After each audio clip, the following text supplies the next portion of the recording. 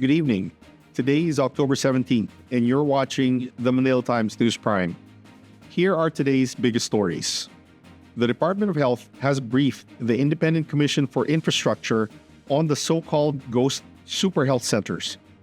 Health Secretary Ted Herbosa said around 300 facilities remain non-operational based on the agency's latest count.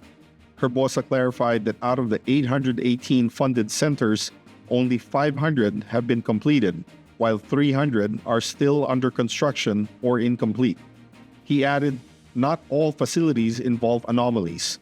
Some remain non-operational due to missing utilities and staffing delays.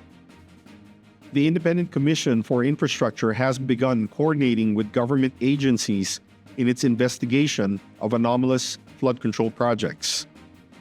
ICI Special Advisor Rodolfo Azurin Jr. said ICI has coordinated with the Armed Forces of the Philippines, Philippine National Police, National Bureau of Investigation, and various engineering groups, including the DPWH.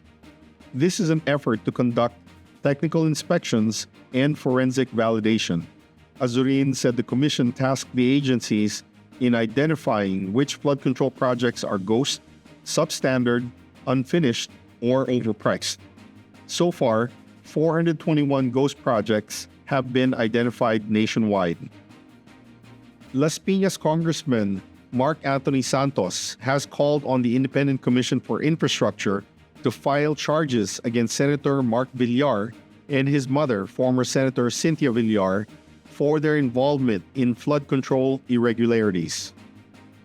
He raised concerns of possible conflicts and misuse of public funds under the network of contractors of the Villar family. Santos earlier called for investigation into the reported 18 billion peso worth of government contracts awarded to the Villar companies. Medical experts have urged the government to adopt a tobacco harm reduction campaign amid sharp rise in adult smoking. In the Harm Reduction and Nicotine Summit, alternatives to cigarettes could save billions and help millions of Filipinos transition away from smoking. Data showed that adult smoking rate in the Philippines has climbed to 23.2% in 2023, up from 18.5% in 2021. Experts urged government to reform tax policies that enable smuggling and launch a nationwide educational campaign about the harm of smoking and nicotine products. The Metropolitan Manila Development Authority, or MMDA, announced new shopping mall operating hours across Metro Manila as part of the agency's holiday season traffic management plan. MMDA Chairman Don Artes said mall hours will be adjusted from 11 a.m. to 11 p.m.